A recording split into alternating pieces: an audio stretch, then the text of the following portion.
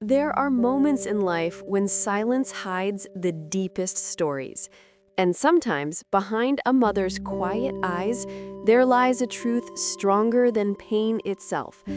This is not a tale of magic or prophecy, but of love, resilience, and the invisible power that shapes generations.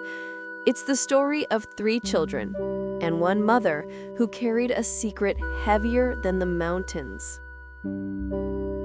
In a quiet African village, surrounded by hills and ancient baobab trees, lived a woman named Amara.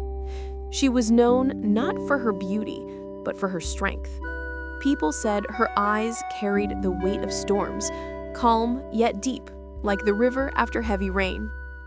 Amara lived alone in a small mud house with three little girls, triplets, each wearing the same deep red cloth around their waists. The villagers called them the triplets in red. They were playful, bright, and full of laughter. Yet wherever they went, whispers followed. Some said, "No man could have fathered three girls like that."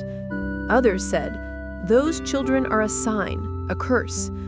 But Amara never spoke of their father, nor of the red cloth they always wore. Every morning she would walk to the river, wash the same red garments by hand, and hang them under the sun.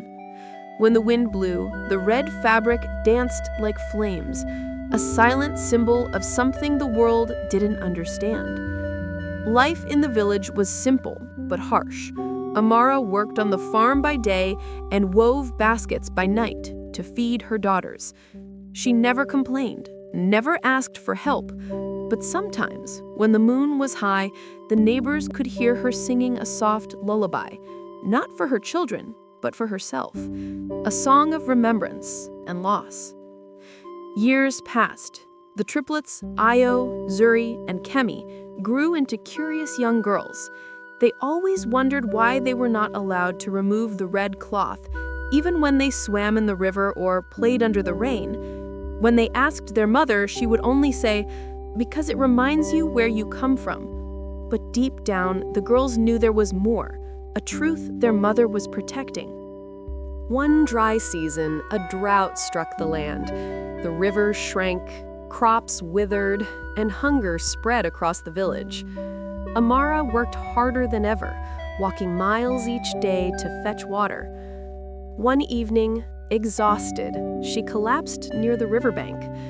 The triplets, now 12 years old, found her and cried for help. The village healer, an old man named Baba Kofi, came rushing. He tended to her and whispered, "Amara, your strength has carried you far, but your secret weighs too much on your heart."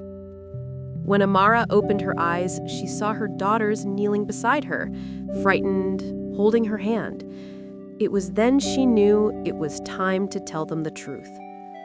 That night, as the fire burned low and the cicadas sang, Amara spoke, not as their mother, but as a woman who had carried both love and sorrow.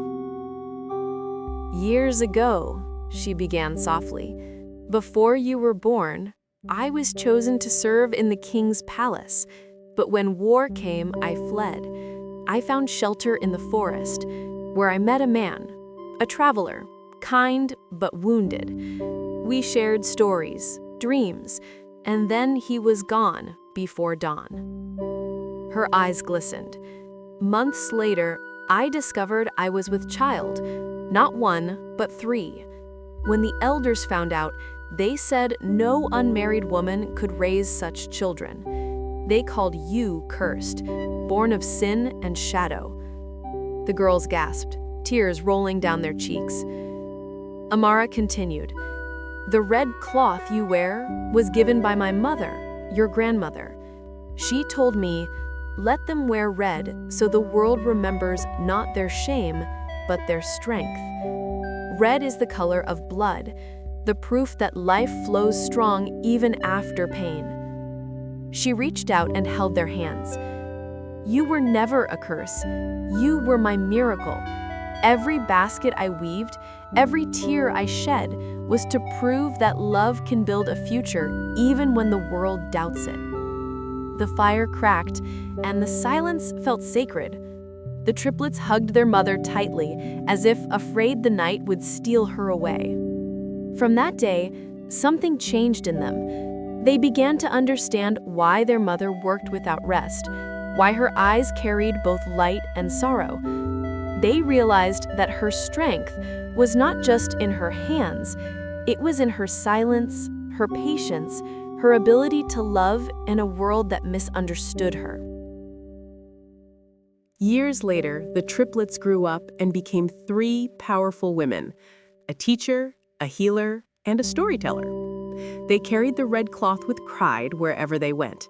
When people asked why, they would smile and say, "It's not just fabric, it's our mother's story, woven with pain, strength, and love."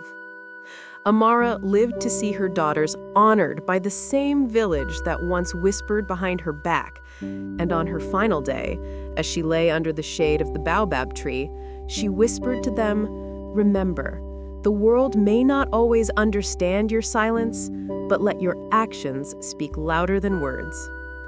After her passing, the triplets tied the red cloths together and hung them from the tallest tree in the village. When the wind blew, the red fabric danced once more, not as a symbol of shame, but of victory. The whispers of the past were gone. Only the sound of the wind remained, soft, eternal, and free. If this story touched your heart, give it a like, share it with someone who needs strength today, and subscribe to Whispers of Time, where stories live beyond words. Because sometimes it's not power or magic that changes the world, it's love, quiet, patient, and unbreakable.